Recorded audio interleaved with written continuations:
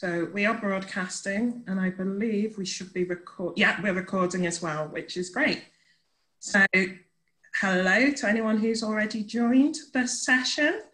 I see we've got a few people on already, which is brilliant. So good morning, and it's nearly good afternoon, and we'll just wait a couple of minutes for everyone to start signing in. And can you just say in the chat window, can you just confirm that you can see and hear us all? If you've joined by your computer, that would be really useful.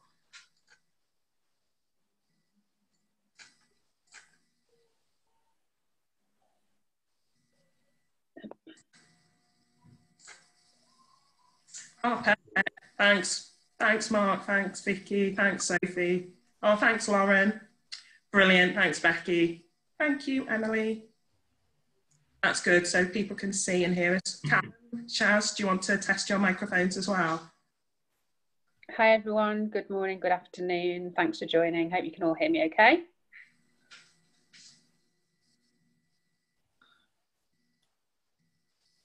Thanks, Shaz. Callum, do you just want to double check yours? Yeah, I think hopefully you can hear me too. It's Callum Thomas here. Good morning. Nearly good afternoon, everybody. Look forward to getting started.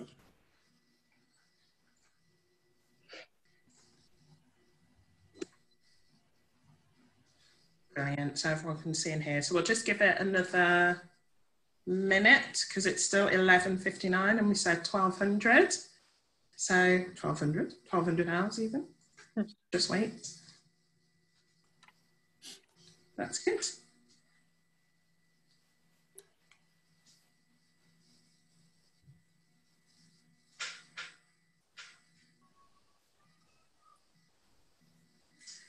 Well, it's 1200.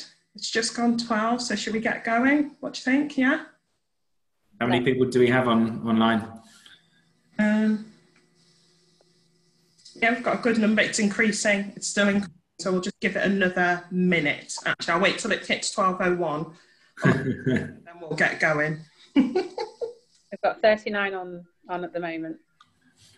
I think the pressure on video conference software like Zoom must be immense at the moment. So yeah, I find it incredible that it's all working so well. We've been using it for work, and it's great. Almost as good as seeing each other in person. Exactly. It is. We're on 40. Thanks, Shaz. What did you say? 40? 44. Oh, it says 47 on mine. And with us. Oh yeah, true. It's like, and it's just hoping the Wi-Fi holds out. Yeah. So there's a lot of pressure at the moment. We are. We're all grateful for the internet every day, I think, now, aren't we? Oh, 100%, 100%. Right, okay, it's 12:01 on my computer, so I suggest we get the ball rolling. So good afternoon, everybody. I'm Monica. I'm going to be hosting today's webinar. So just to take us through the plan for today. So I've done a little welcome. I'll run through some housekeeping. Then we're going to each give you an introduction so you can understand why we've set up today and a little bit about who we are. Then we'll go into some discussion, and then we'll have Q&A. So if you could save questions till towards the end, that would be brilliant. And then we'll wrap things up. So housekeeping. There's a Q&A function available if you want to ask questions, so please use it. There's also a raise hand feature, which should be somewhere, I think, either at the bottom or the top of your screen, depending on how you've joined this call. So if you're happy potentially to speak and add your experience or share some tips, because I know we've got a few parents joining us today who, you know, juggling childcare and homeschooling and a full-time job. So if there's any top tips that you want to share, please use the raise hand feature. And just before we introduce ourselves, I'd love to know who we've got joining us today. So we've got a little poll that I'm just going to launch. If you could all answer these 3 questions, that'd be fab.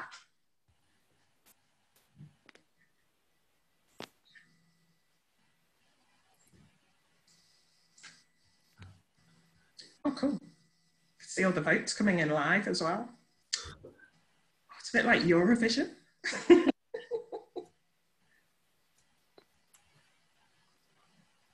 It's really, really good. Everyone's nearly voted, so I'll just give it another few seconds.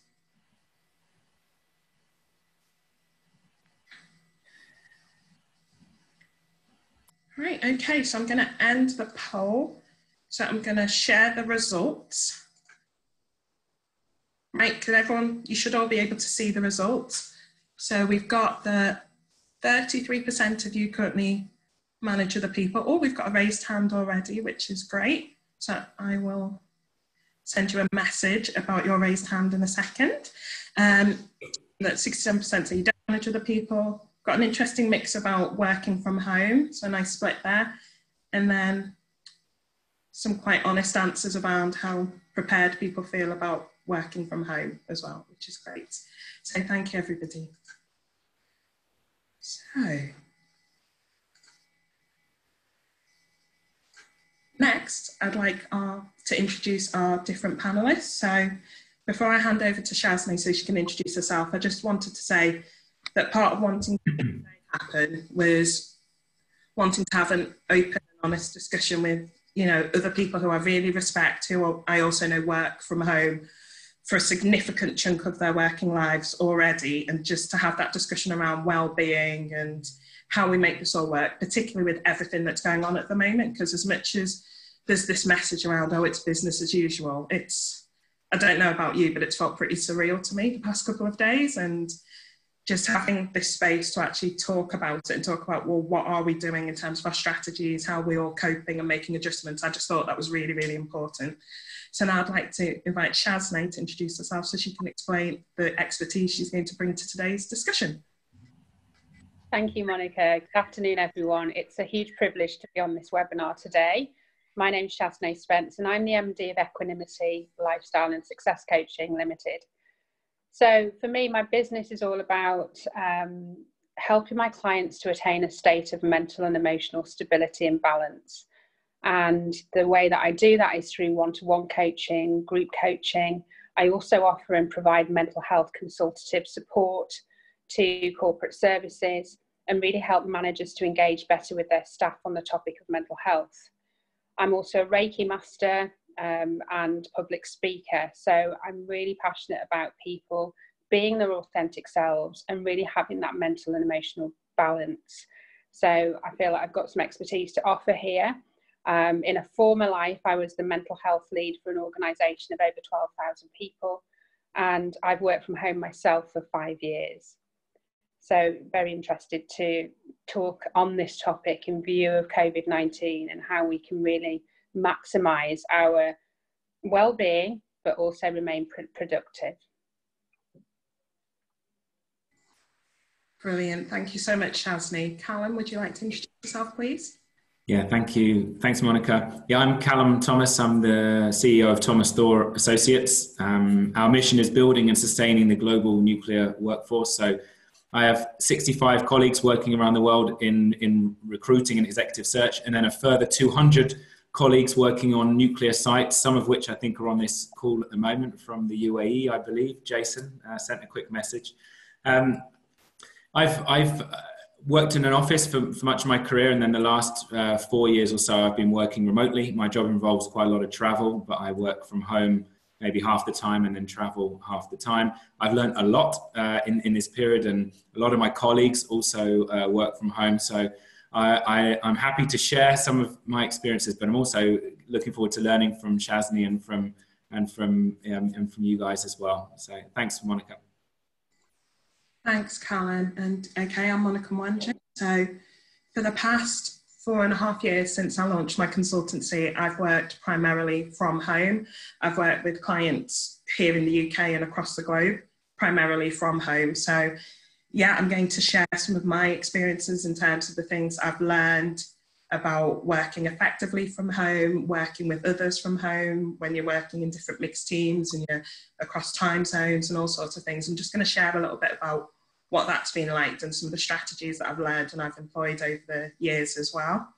And yeah, so I'm going to hand over to Shazney now, because she's going to take us through some of her top strategies and help move things forward. So over to you, Shazney. Thank you, Monica. If you can just advance to the next slide, that'd be great. What I would like to say, and the one after that, thank you, actually, Monica, that's just a little bit of an introduction that I've already done about myself. We are going to be talking a little bit about mental health and mental well-being here, what I'd like to caveat this conversation with is that oftentimes when we enter into conversations around mental well-being, it can trigger you if you are already experiencing mental ill health. So if you find that that's the case, please reach out to the people in your network, and avail yourself of some of the things that are on this screen. You know, take some time away from this webinar if you need to, reach out to those people. So some of the things I've got on the screen are Samaritans. So the number for Samaritans is 116123. The icon down the bottom where people are holding hands, that's about mental health first aiders. So if you're in an organisation and you have trusted mental health advocates or allies, you can reach out to them as well. I work with organisations that have got upwards of 2,000 mental health allies. So find out who your allies are and connect with them. Another thing as well, a lot of people aren't aware of their employee assistance program. So if you work for an organisation and they have this in place, oftentimes you've got access 24 hours a day, 365 days a year. So really be aware of what that number is so that you can contact them as well. And there's some other things there as well, the IAPT, which is there for you to access, and also Hub of Hope, which is a great little tool. So just make a note of these provisions, but know what's available to you. If you could just move on to the next slide as well now, Monica, please. So Monica asked some questions before we joined, you know, just to kind of see where you are, whether you're a manager, who are you really? Because in this current economic climate and the situation with COVID-19, we're all working from home. So this is a new paradigm. It's a new way of working for all of us. And we're really intent on creating a new way of working. So are you a parent? Which one do you sit in here? Are you employed? Are you a student perhaps? Are you homeschooling your children? Are you someone who's got caring responsibilities? The fact is that you are probably fulfilling a number of these roles. So I want you to really think about which roles you fulfill and how much support you're getting in fulfilling all of those roles. And really think about your physical, your mental well-being, because that's really going to affect how productive you are on a day-to-day basis. As an organisation, if you are a leader and a manager or a strategic part of an organisation, I'm sure you'll agree that your biggest asset is your people. So if you are in a position of power within your organisation, really think about that human capital and how you are actually providing these resources for your people, and how you can really leverage the support that you've already got in your organisation. If you could just move on to the next slide as well, please, Monica. Because what we're going to look at now is really the impact that working from home is going to have on you. So some of you have said in the poll that you're very used to working from home. Some of you, it's completely new. It's going to obviously be a situation that you're going to adjust to, because a lot of people are, if you're living with other people, they're probably not used to it. So here are some of the things that are going to impact you. You know, there might be a lack of motivation because it might feel like you're on holiday at the moment when you're clearly not. It might be fear that's driving you to feel in a space of not really understanding what to do and not wanting to be motivated to work. You might feel that you can't think clearly. You know, that there is probably going to be a real dip in innovation around this period, because people really feel that they haven't got that headspace for creative expression, to come up with new innovative ideas. So these are challenges to home working. As I mentioned, you know, many people, 1 in 4 people have mental ill health as their current reality. With this current situation, it's inevitable that that's going to rise. So home working obviously has an impact on your mental well-being. You might feel frustrated. You might feel as though you're in such a state of overwhelm. You might feel bored. You might have this sense of real cabin fever. Isolation is another thing. If you're living on your own, that's going to be particularly a big factor for you. You might feel lonely and really as though you're in this on your own. And I want you to realise that you're not on your own, and we'll talk more about that a little later on. The limited human interaction, obviously, with the news that we had just last night is going to have an impact as well.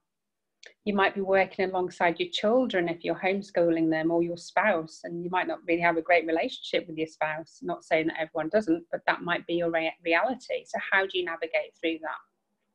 And also a lack of connection, you know, connection with your teammates, your manager, other people who are professionals like yourself, schoolmates, other people who share your reality right now. So there really is a need, isn't there, for us to have some authentic leadership for management. So what I really encourage managers to do in this time is to share their own experience. So it might seem counterproductive or counterintuitive, but having initiatives, for example, where managers share about how they're feeling. You know, they may have days where they feel a little bit anxious. Having that openness expresses to your team members that it's okay to be vulnerable, but that the support is there. Really having that sense of connection and community. And again, we'll talk about how we can do that. We also need this sense of camaraderie and esprit de corps that was so evident when you were perhaps in the office in a physical location with lots of other people. We're going to talk about positive mindset as well, and really thinking about, you know, how we can set intentions every morning, get into a real routine about things, and really be selective about what we fill our minds with in this time of uncertainty. It goes without saying that mental health awareness is really key. So as I said, I work with organisations to help them to engage on this topic. Many organisations have mental health first aiders, mental health allies. What's needed here more than ever is for managers to be really aware of how to tackle this conversation around mental well-being. There needs to be planning and routine from an individual perspective, and also from managers with their teams. And a big one is really around HR policies, having defined policies in place which really signpost people who work for your organisation to the right levels of support around home working or remote working. So Monica, if you could just move on to the next slide. So these are kind of some of my top tips, really. Having a really healthy diet is a prerequisite to healthy life, you know, but especially in this time. You may be at home and it may be so easy to go into the kitchen cupboard and get high fat content things, to get sweets and chocolates. If we feed our minds, health is wealth, it really affects our productivity. So think about what you're eating, be conscious about what you're eating. So that's that nice bowl of fruit and everything there. Take into account your holistic health. So it might be that you want to engage in meditation or mindfulness, yoga, Pilates. When you take care of your physical and emotional health, it will impact your productivity as well. Something I'm doing is hosting online meditation classes for people in organisations. The other thing as well is physical exercise, so getting out and about. Motion creates emotion. When you're feeling good about yourself through exercise, you're able then to show up properly in your day job and just to function better as a human being. Something I wanted to bring your attention to as well is really being in a space of awareness. Acknowledge if you are feeling anxious. Really be conscious of your breath. You know, sit and have some time to retreat to a space in your home, for example, that is just for you, and enjoy. I call them the four S's, the four sanctuaries that we have. They could be stillness, silence, solitude, and simplicity. And this, from a mindset perspective, will help you to be more productive in your day job and in your day-to-day goings about. The other one there is a clock. So having really good sleep hygiene. There are great apps such as Sleepio, which monitor your sleep. A lot of people are probably going to be having a tendency to sleep in rather than getting up as early as they would do, because they're saving time on the commute. There's a danger here because it can result in lethargy, and that motivation will drop. So really be cognizant and aware of how much sleep you're getting, the quality of your sleep. And oftentimes, many of my clients are saying to me, You know, they're having those 3 a.m. terrors when they're waking up in the middle of the night, thinking about COVID-19, thinking about how am I going to look after my family? How am I going to navigate through this period? My top tip for that is, if you're feeling that, really don't have any judgment around the thoughts that you're feeling at 3 a.m. Get up, do some deep breathing, be in a space of conscious awareness around them, have a notebook next to your bed, write down the thoughts, and really don't feel guilt for feeling those thoughts as well. And just choose to, you know, settle yourself down, and then the next day ask for help. It's okay to ask for help and be signposted to the right level of help as well.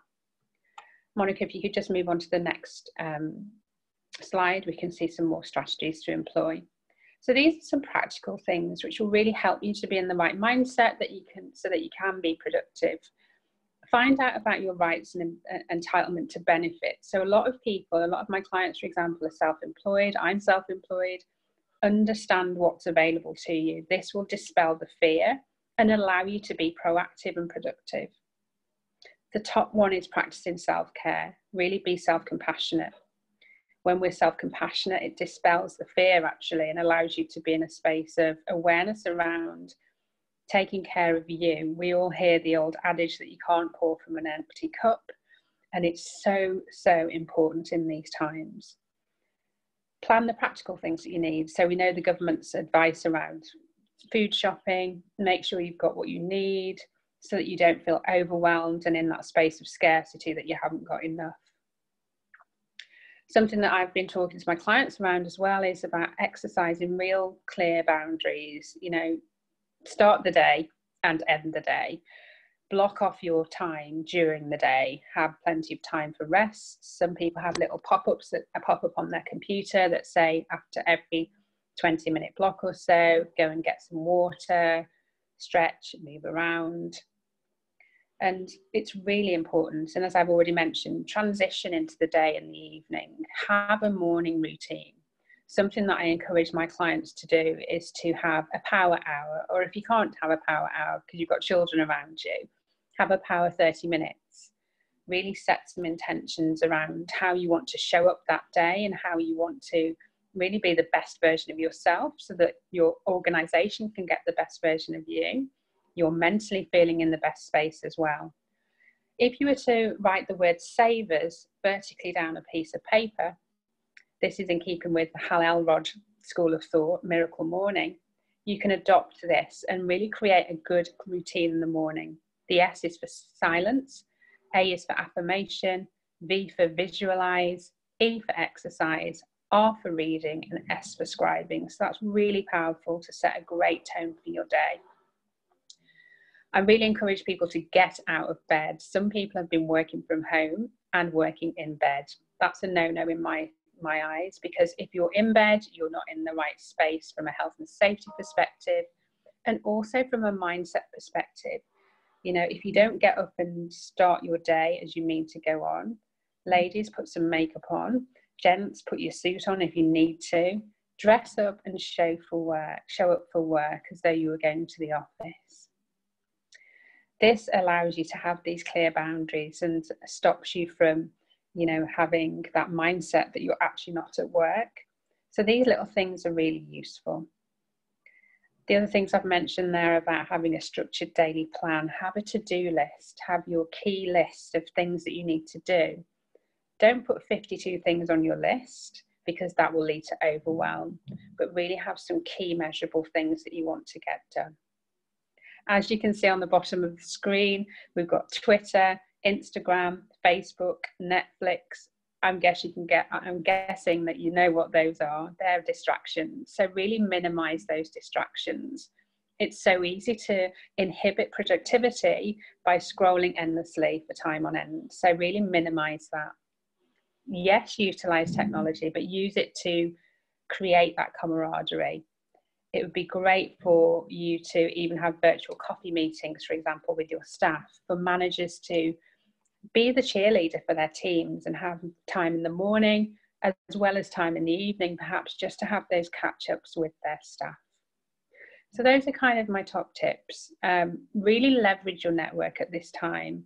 it is time to talk. It's time to be more visible in terms of how we're feeling mentally, emotionally, and really using the opportunity to physically get well as well, have that time outside in accordance with government guidelines, and really being honest about how each day you're showing up in your workspace as a carer, as a parent, as an employee, as a manager. And that's all I wanted to kind of mention for now. Thank you, Monica. Great, thank you for that, Shazney. I was making some notes as you went along as well. It's really, really quite useful, and some really good reminders about taking care of ourselves so that we can then manage and improve our well-being, and in turn the productivity will fall out of that. So next I'm going to ask Callum to share some of his strategies and tips that he's found from his work environment. So Callum. Thanks, Monica. So I only have one slide. Thank you, Shazney. I was writing notes there as well, and I was ticking off a few things that I was doing right, and taking a few tips of other things that we could be doing. So yeah, that was fascinating. So I only have one slide, and I guess I'll talk first about some of the things that we're doing as a company to support the generally home working, but especially the situation we have now, and then share a few of the things that I'm doing personally, or have been doing personally. So as I said in the intro, my company is involved in recruiting, executive search and HR consulting for the nuclear industry. And our mission is building and sustaining the global nuclear workforce. And our offices, as you can see here, we're all around the world. So our head office is actually in Amsterdam, but we have an office, I guess a lot of people on this call are from the UK. We have an office in Bristol, and then one up at Sellafield. We have one over in Abu Dhabi in the UAE, one in Finland, one in Paris, two in the US, and one in Canada. So there's only 65 of us in the company working in Thomas Thor, but then, as I said earlier on, we have normally at least 200 or more people out working on nuclear sites in different roles as well. So I'm happy to say that as a company, most of my colleagues already work from home at least part of the time, maybe 1 or 2 days a week, and some work from home all the time. So over the last couple of years, or the last few years really, we've been investing in the technology and the processes to support that. I think probably the first thing to say is that we spend a lot of time talking to people that are looking for a new job, and we understand a lot about what motivates people. And the number one motivation by far, before anything else, is flexibility in working time. So it doesn't matter how old people are or where they live or which country, some sort of flexibility around working time to balance work with other commitments in life is the number one motivation, and we recognize that. So we've been fortunate enough to build our team, and we have very strong retention within our team, because when people move to another country or they need to work from home, we allow it to happen. So we have a good video conference software, kind of like this, but set up specifically for our company. So we try to speak on video if we can, rather than phone or email. We have a town hall meeting each month, for example, where everyone gets together, and technology allows this now, and we have over 60 people on the video conference, which is great. We have an intranet system called Workplace, which is actually owned by Facebook. It's a Facebook product, but it's just for employees of our company. And so we have a wellbeing group on that, and we've just expanded that to be the wellbeing and homeworking group. So everybody's sharing ideas about what they're doing at home. There's even a 9 a.m. plank group where people do stomach core exercises for 5 minutes at 9 a.m. So there's a lot more contact going on, and what we've encouraged our colleagues to do is look after each other in this time. As Shazney was saying, I'm happy to say we're following that advice. We're talking to each other and trying to see each other on video as much as possible, and just making sure each other are okay. Some people live on their own. Some people live with partner or pets, or some people have kids in the house. Everyone's got different situations. So we've tried to be flexible and respect people's situation, and provide our staff with everything they might need, whether it's equipment or flexibility to balance the working from home. And I saw on the survey at the beginning of this that there's only 11% of people on this webinar now always work from home. So 90% of people either never or sometimes.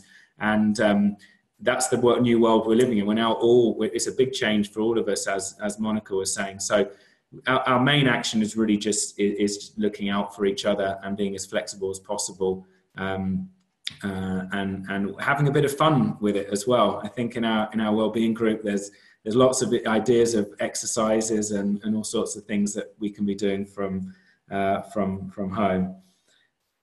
So just before I finish, then a few words on what I'm doing personally. So I've been working from home now for several years, but running a company which is based all around the world. And I was very worried about it at first because I'm very much a people person, and I crave and I get energy from being around people. And I've been surprised how much I've enjoyed it. And I have traveled a fair bit for work, but I do work from home a lot, more than half the time, just over more than half the time, I think. And for me, some of the things that Shazni was saying have worked for me. Having a routine for me every day has to include some kind of exercise. I always try and communicate with people on video if I can, rather than using email or phone. I'm fortunate enough to have a room here, which is like an office in a house. So I have a space, and I've got a screen that's set up, so it's like an office environment. I have a window here, so I have natural light, which I need. I think I learned. I try and avoid too many unhealthy snacks. I am recently, I must admit, to have been eating more chocolate than I do normally, but I've given myself a bit of leeway in that respect. But and especially recently, now that I'm working from home 100% and not really going out, it's contact with friends. I've noticed I'm doing a lot more video calls with friends and family, and we even had a drink together, some friends, on Friday night last week, and we had 10 people on a video having a beer together, which was it was fun, actually. It was almost like being together face to face, so we enjoyed that. So I think there's some good things coming from our situation, as well as some challenging things, and I'm trying to make the most of that. 2 weeks into the lockdown here, and still feeling good. But I think the advice that Shazni was giving is a lot of that has worked for me and my colleagues, and I think when we go into the questions, we'll go into a bit more detail. But I fully relate to and endorse the suggestions of Shazni. So I'll pause there, Monica, and pass back to you. Thanks. Thanks, Callum. And did you want to share the tip you got with your colleague about the children when he's working? Yeah, I was talking to someone who has two kids and is homeschooling, and he does 2 hours of exercise first thing in the morning, 7 a.m. So they're out running. He's making them do press-ups. And his theory is that they'll get tired, and so then they'll be happy to sit down for the rest of the morning. Apparently, it's working. So 2 hours physical exercise to start the day seems to be a good recipe for homeschooling. Thanks, Callum, and thank you for sharing. That was really, really useful, really, really good. Okay, so I've just got 2 slides. So, like I said at the beginning, I've been remotely working primarily from home since I founded my consultancy, which I started in 2015, so nearly 4.5 years ago. And in that time, I've worked with different clients internationally and here in the UK. And when I first started working from home to the extent that I do now, where it's more or less can be full time, I learned a lot about myself and also how to interact with my different clients and then some of the different team members who I bring on board to support me on projects. So that's what I'm going to share. So just to echo what Shazni and Callum were saying, the main thing I found really helpful was to establish my new work routine.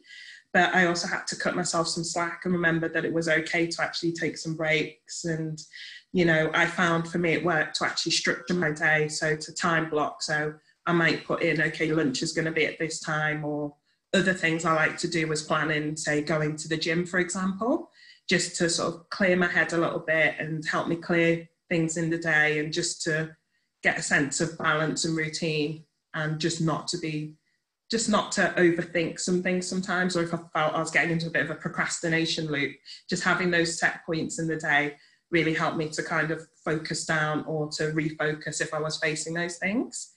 I find a dedicated workspace helps as well, but I know that might be difficult for some people because some of these changes have been so sudden. You might not necessarily have much space that's your own anyway within your home setup, and you know, finding somewhere that you can dedicate and call your office or your desk space might be a little bit tricky. But little things I found is even just physically, say, putting my laptop away or putting it on a shelf or just moving it somewhere so that I can close off at the end of the day, I found that that's really, really helped me. Or when, say, I've been staying in hotels, when I've been traveling to see clients or traveling to support projects, again, I like to put my computer away so I can't see it. And like Shazne said, I avoid ever sort of sitting in bed and working on my computer, because then I find I don't switch off, and then I end up getting overtired and I don't do my best work for my clients, and then I'm not looking after my own well-being as well. So a top tip is always check, if you're booking hotels, that they do have a separate desk, because I did get caught out for my own little rule as well and ended up having to sort of perch on some hotel beds a bit awkwardly. But it's just having that space somewhere where you can shut off, put the work area away if possible. But if that's not possible, maybe reach out, speak to people in your company, see if there's other things they've done. Is there a screen maybe that they can borrow or order for you, or just something that might help if you know you're the type of person that needs some sort of physical barrier or some sort of blocker just to help you shut down.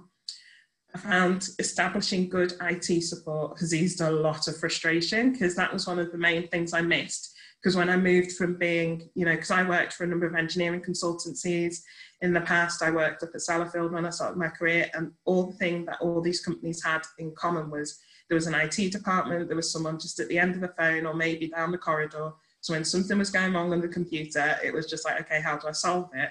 Whereas when I started working from home, it was like, right, who do I ring? How do I actually solve this problem? So establishing who I could communicate with, who would be happy to assist me if I had IT problems, helped take that pressure off me, and it meant then I could focus on doing my best work, which in turn helped me be effective and productive when working from home.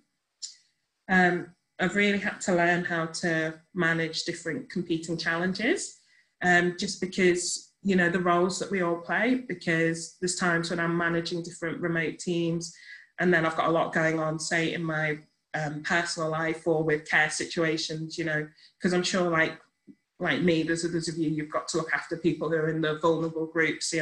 You've got that in your headspace thinking, well, how am I looking after them? I've also got this work to do for a client. I've also got other things to do as well. And I had to learn how to manage all of that and how to acknowledge it, and just to realize that it's actually okay that this is happening, but then also think, well, what can I do in terms of understanding what was in my control, and then employing some of the strategies that have been mentioned earlier around sort of either writing things down or going and taking a breath. Or sometimes, I'm not someone who meditates, for example, but for me, the act of meditation will be going for a walk or just changing up my environment just to really help me clear my mind and clear my head. So that's something I've learned through working from home so much, is just to actually take the time to breathe, and then to just go at it again. And that, unless the building's on fire, for example, some things sometimes can wait, and you can come back to them and you can still do good work and you can still be productive. And it was very much about learning what productivity looks like in this environment for me, to the satisfaction of my clients, and to make sure that they're happy with what I'm producing. And that's where the last point comes in, around seeking regular feedback and actually communicating with people. I realised, I missed actually being in the office for some of the social interaction, but also that little thing where you can maybe go up to someone's desk and talk to them and say, well, I've done this so far, and that sounding board, and getting that feedback on what you're doing. So I had to establish, well, how was I going to recreate that relationship and maintain that relationship with the different teams and clients I was working with as well, and just making sure to have those mechanisms and to keep that communication going, because then that again helped me be productive, because then I wasn't worrying, oh gosh, am I doing a good job? Did he think I'm not doing a good job because they can't see me? All those sorts of things. And that really helped to quieten that down, just by, asking for that feedback and having those loops in place. And then in terms of working effectively when you've got a team, when you're working from home and you're all working remotely and from all different locations, key things I've learned, particularly when working on big teams, which can be quite stressful at times, is just to be considerate when scheduling the work, because it's quite easy when you're all potentially coming to the office or a central point. You might have planned that team meetings are, say, at 10 a.m. after people have done the school run, but in current circumstances, that's all changed. And in the best will of the world, you know, children will have their needs when their needs emerge. Babies will cry when they're going to cry. They've got their own different routine. So for me, it's about being really, really considerate about when you're asking people to do things by, or when you're asking them to get together and actually have some of these meetings, because everyone's home life and work routines has changed. So it's about establishing when are those best times, and maybe thinking about doing a rotating system so that it isn't always the same people missing out, because there's going to be different competing things that people need to look after alongside doing a full-time job. Communication channels, something I learned was that not everybody understood how to use some of the different channels that they were being asked to use. I was working with one particular client where they had a particular system, and someone took me aside and said, oh, I actually don't know how to use that, would you mind showing me? So I think that that's really important. Is, you know, we're probably throwing at people all these different emails, all these different video conferencing tools, all these different pieces of software, and saying, can you upload this, can you do that? Just check that they actually feel confident and comfortable using them, and maybe schedule a lunch and learn session or something where you can maybe encourage people to swap tips on how they found using those systems, or any little hacks they found for using it within your company, just to then it eases that little bit of pressure, and it then helps people be more productive, because then they stop worrying about, oh, I'm not sure how to update that system or how to use it. Linking back to being considerate about scheduling work, if you've got a team calendar, just, you know, make sure it's really clear about when it's okay to actually put meetings in, because like I say, you know, everyone's schedules now are probably going to look that a little bit different in terms of when they can commit to joining a call or being in a video conference. So it's just having some sort of easy system, because what you also don't want to happen is to have a ton of email traffic trying to organise a meeting, because that doesn't help anybody. So just having a clear system in the calendar as to which times are a yes, go for it, or which are a no, it's not going to happen, can really help to ease some of that pressure and help people be more productive. Expectations and deliverables, I found it really helps to be really clear with people around what the priorities are in terms of what is it that actually needs to be done and when do you need to do it by, and to actually really, really focus on the outputs that you're trying to achieve. And I had to learn to be less concerned about the when and how they were going to do it, in terms of trusting that they will achieve the deadline, because like I say, everyone's going to work in different times. They might do a 2-hour sprint in the morning, then they might have to go and drop off something for somebody, then they may come back to it. So I really had to learn to just be focused on, if we've said and agreed that 5 p.m. on Friday is achievable for you to issue that document, just focus on that, and just focus on, have they got everything they need in order to do that, and then just make sure they're looking after themselves. But if they need to work mornings and then a little bit in the afternoon, or if they need to work in the middle of the day, that's up to them. It's whatever's manageable for them, as long as they are clear about what the actual priorities are and what the outputs are that are needed.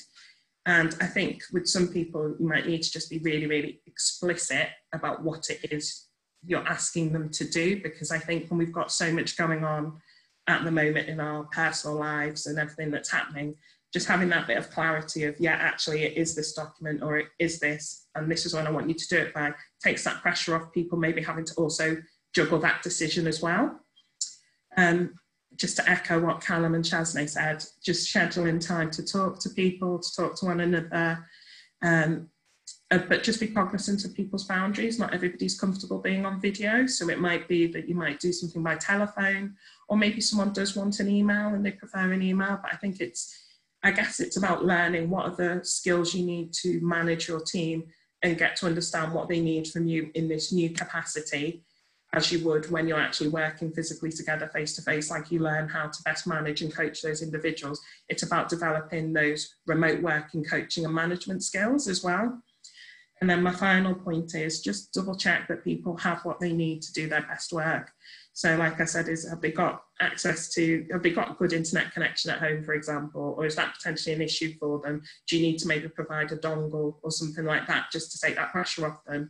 You know, have they got a computer, or do they need help sorting out an office chair or a desk? But, you know, just have a little chat with your different team members or your colleagues, check that they've got what they need to do good work. And then it frees up people's minds, so then they are able to structure their day and get on with what you're expecting them to deliver. So that's all I wanted to say, but now I'd like to open things up to question and answer. Monica, we have a question from Jeremy. Jeremy Gordon's asked a really good question, if I can go ahead and answer that one. So Jeremy's saying he's not a morning person and that he'd like to hear more about the power hour. So many of my clients tell me they're not morning people, and it's a mindset. So the power hour is really a case of just, Mel Robbins talks about this actually. She says 5, 4, 3, 2, 1, and then just get out of bed. Don't snooze your alarm, because as soon as you snooze the alarm, the chimp in your brain says, right, just stay here then. If you've read Professor Steve Peters' book, The Chimp Paradox, you'll understand what I mean. The brain has three parts: the human, which is all about emotion, the computer, which is very much about logic, and the chimp. So the chimp does not like change, doesn't like the fact that COVID-19 is around, doesn't like the fact that we're all working from home, doesn't like the fact that we've got extra people in our space. So what we need to do with that chimp is there's three things. First of all, we have to exercise the chimp. So let the chimp say what it wants to say. The chimp tells us we're not morning people. Secondly, feed the chimp bananas. So say to the chimp, in a metaphorical sense of the word, if you get up now and work out, you're going to feel amazing afterwards. So reward yourself for doing that thing. The third thing is then to box the chimp. So put the chimp away. So that's a little bit of an aside, but going back to the morning routine, what I tend to do is, even if I can't do it for an hour, I'll do half an hour. And it's really about setting an intention. So, right, who do I want to be today? What do I want to achieve? What tasks do I really want to get clear on that I need to get accomplished today? So it's having that time for solitude and introspection. It's about you shaping your day. So as I mentioned, those savers, if you were to spend some time in silence, Monica, you said you don't meditate, but it could be just sitting there and focusing on your breath. If you say some affirmations, you know, affirmations being positive statements of fact, starting with the words I am. So I am confident, I am able to achieve everything that I'm going to get done today in work. I'm a leader, all those kind of statements. Then really visualize what you want your day to look like. So fast forward, sit in quiet reflection, imagining what you want your day to look like. Then exercise or move your body. It doesn't have to be strenuous. Movement or motion creates emotion, and then it gets the mindset activated and allows us to be more productive. What I really encourage my clients to do is to get into a state of flow. So once you've got your mindset into that space in the morning through that power hour, you're in that state of flow. Reading something or recording your thoughts by journaling is really powerful as well, because that allows you to really be honest about how you're feeling. So Jeremy, I hope that kind of helped in terms of the power hour. If you can't do a power hour straight away, do a power 15 minutes or a power 30 minutes. Set an intention about how you want to show up each day. Just can I just make a comment, just linking to that actually, around effective working. That I guess we all have a bit more time now for maybe some reading. And there's another book which I read a few years ago called Deep Work, and the purpose of this book is saying that a lot of time is wasted at work doing things that are not really that productive. And this book talks about how, you know, just focusing for 2 hours a day or 3 hours a day and having really clear objectives and getting something really important done is a skill that you can, it's like a muscle that you can train. So I'd recommend, like at times like this, juggling different priorities and working from home, you know, having a few hours of really, really productive deep work in a day makes a day a good day. So the book's called Deep Work. The author's Cal Newport, C-A-L Newport, N-E-W-P-O-R-T. It's easy. It's an easy read. I recommend it for those that want to get things done and feel good at the end of the day, and also be time efficient. Thank you, Callum. Brilliant. Thanks for that, Callum. I don't think we've got any more questions in the panel, though we did get a question. Oh, wait, Lauren's raised his hand. Lauren, I'm just gonna, I'm gonna see how to actually use this function.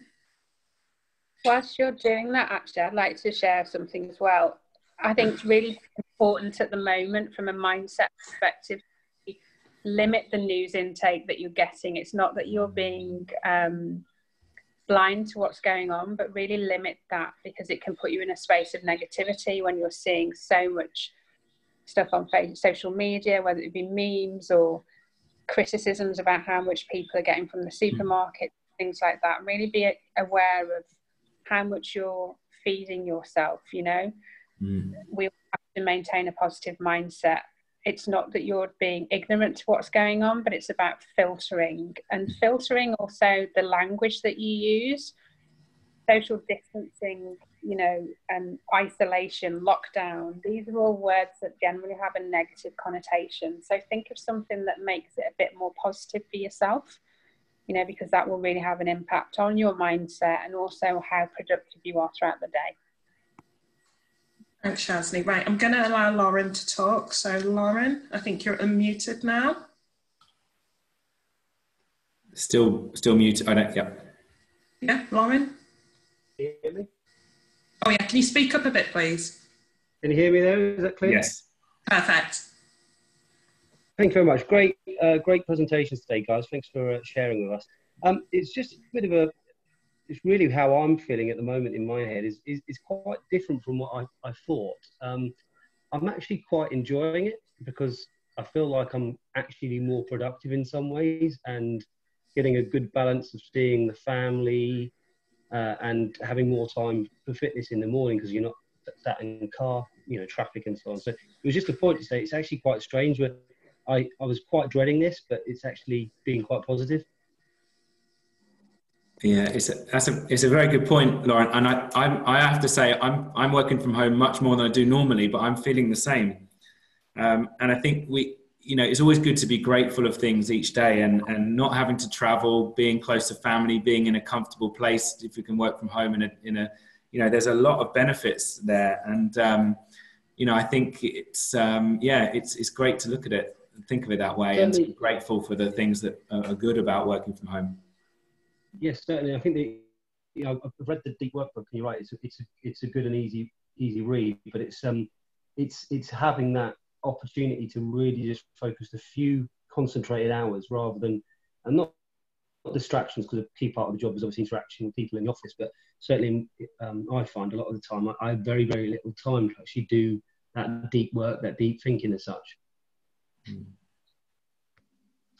It was just a comment, really, rather than a question. No, thanks, Lauren. And I think that's important. That's really important, because it is that opportunity to kind of, like you say, just focus down, do that deep work, and then come back to it. And I guess it's, just being glad for the environment that's enabling you to do that. So thank you for sharing. I just have a point to make, Monica, if I can. On one of our discussion points today was about giving direction to teams. And I know some of the people on the call here are managing people. There's never a good time for micromanaging, but now of all times, it's about giving people direction rather than instructions. We need to trust people to get on and do their job. And it's very hard and very bad to micromanage people in person, but to do it remotely is quite destructive. So much more about direction than instructions, I think, is something that we've seen work. Agree with that. 100% agree with that. It's very much that direction and that shaping, so people know they're going the right way. Had a question from Jason about reiterating the term used to describe the management tool to include discussions of mental health and show vulnerability to the team. Was that one you mentioned, Shaznay? Was it the one around, I've written down around savers? Well, that was more about the morning routine, savers. I think I was talking really about managers being showing authentic leadership, something that Accenture, who I do a lot of work with and worked with for 10 years, something that they did, which was really powerful, was a Dare to Share initiative, Dare to Share. And their managers did video content around their own mental well-being. And they shared that out to the organisation, 400, 500,000 people. And what that did was a ripple effect, and it gave the team members the permission, if you like, to be vulnerable and to express their own mental health, ill health scenarios and situations. So I'm not sure whether that's what he was kind of referring to, Jason. Authentic leadership, yeah. You know, we have to be authentic. Authentic leadership is about providing the strategic direction, but obviously being aware that we are people. You know, your biggest asset in an organisation is your people. I'm so grateful that I work with organisations that are very forward thinking. For example, one of the companies that I work with them on a weekly basis, and they provide through my services a weekly call where I talk to their staff and I offer support from a mental health perspective. So it's not clinical, it's non-clinical support. What I offer is empathetic encouragement. So it allows senior leadership as well as junior analysts to all come together anonymously and confidentially to speak about how they're feeling. So there's even more of a need for organisations to do that right now as we work in remotely. Thanks for that question, Jason.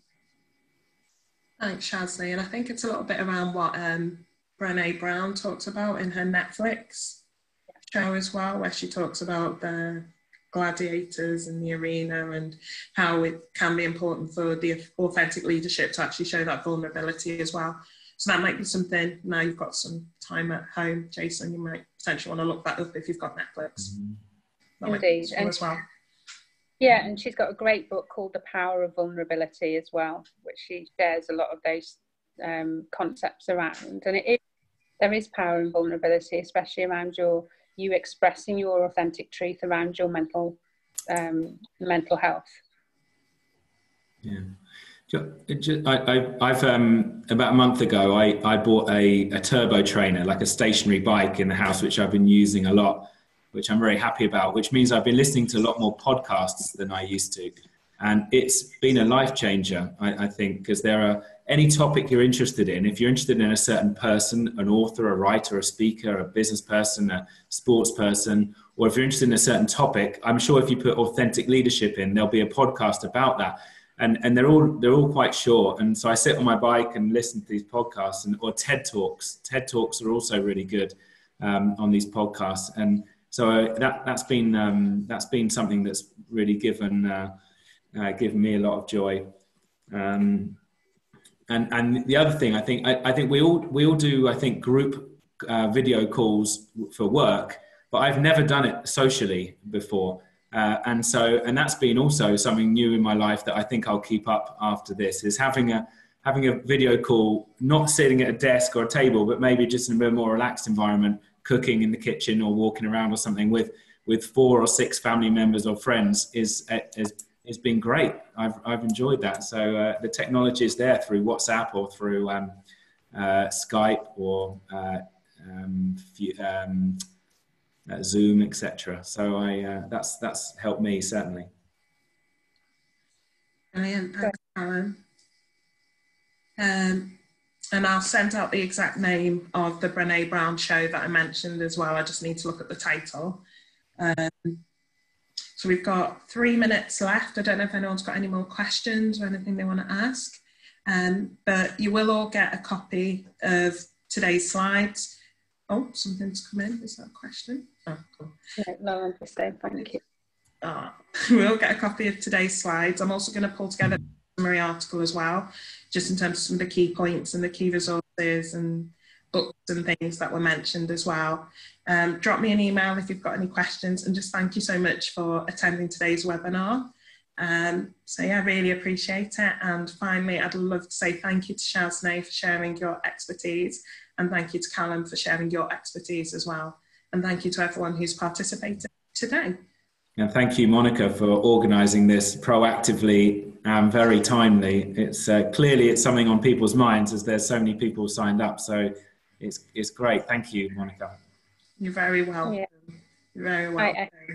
Thank you so much, Monica. I echo that. And the thing to think about, folks, is rather than thinking, oh my goodness, when's this going to end, this period of isolation, if you like, think about how, fast forward to 90 days and think, right, where do I want to be in 90 days? How much more do I want to have grown from a personal development point of view?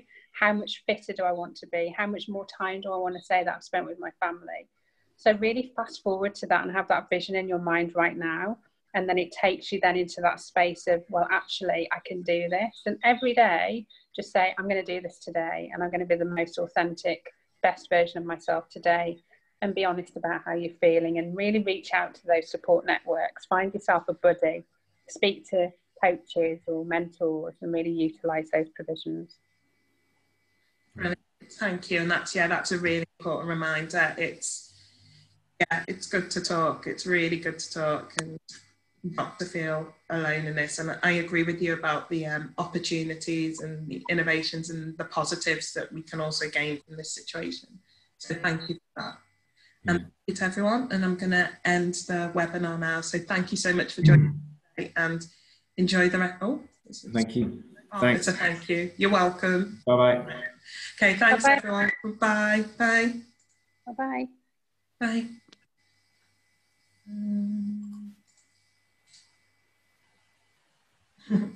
Oh, thank you. Right. I think I have to end. Wait, Is it just the two of us now? I know. No, there's still some attendees on. I'm just going to try and. I'm gonna sign off. Thanks. Thank you, Monica. Thank you, Callum. Thanks, Shazne. Bye. Bye, Shazne. Bye-bye. Bye. Bye.